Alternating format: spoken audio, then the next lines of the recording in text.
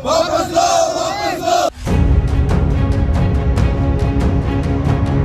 केंद्र सरकार के जिस हिट एंड रन को लेकर लाए गए नए कानून का विरोध हो रहा है, उस कानून के तहत अगर कोई ट्रक या डंपर चालक किसी को टक्कर मारकर भागता है तो उसको 10 साल की सजा और जुर्माना भरना होगा। हालांकि विरोध के बाद फिलहाल इस कानून को लेकर सरकार बैकफुट पर आ गई है और कहा है अभी नया कानून लागू नहीं हुआ है।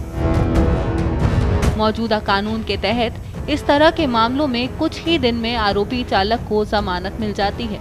इसमें 2 साल की सजा का प्रावधान है, लेकिन नया जो कानून बना है उसमें ये सजा 10 साल की कर दी गई है। साथ ही जुर्माना भी होगा। इधर कानून के विरोध में बड़े वाहनों के चालक पूरे देश में हड़ताल कर रहे थे, जिसकी वजह से कई शहरों में रोजमर्रा की चीजों की कमी हो गई। पेट्रोल डीजल के लिए कतारें लगने लगी। कुछ शहरों में डीजल पेट्रोल देने की सीमा तय कर दी गई। कई जगहों पर तेल खत्म होने की बातें भी कही गई, जिसके बाद लोगों की भीड़ लगने लगी।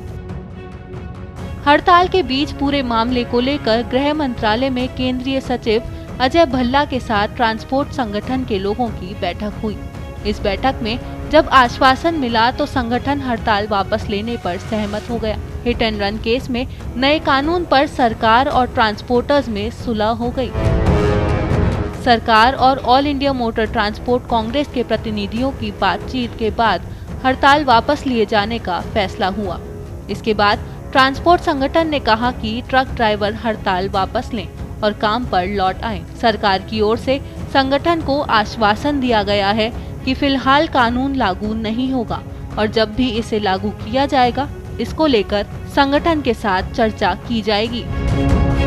सरकारी आंकड़ों के मुताबिक हर साल 50,000 लोगों की सड़क पर हिट एंड रन के मामलों में मौत हो जाती है। नए कानून में यदि किसी की गाड़ी से सड़क पर कोई टकरा जाता है और ड्राइवर पीड़ित की मदद करने की बजाय उसे मरता छोड़ गाड़ी लेकर या खुद भाग निकला तो उसे 10 साल की सजा होगी और जुर्माना देना होगा। वहीं पीड़ित को अस्पताल पहुंचाने या पुलिस प्रशासन को सूचना देने वाले को राहत दी जाएगी। अब तक आईपीसी में ऐसा कोई प्रावधान नहीं था।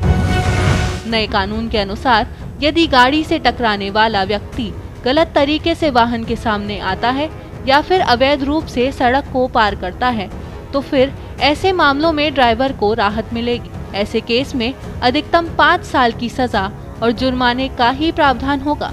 वहीं गलत ढंग से ड्राइविंग के चलते यदि दिक्कत होती है तो फिर ड्राइवर को 10 साल तक की कैद होगी।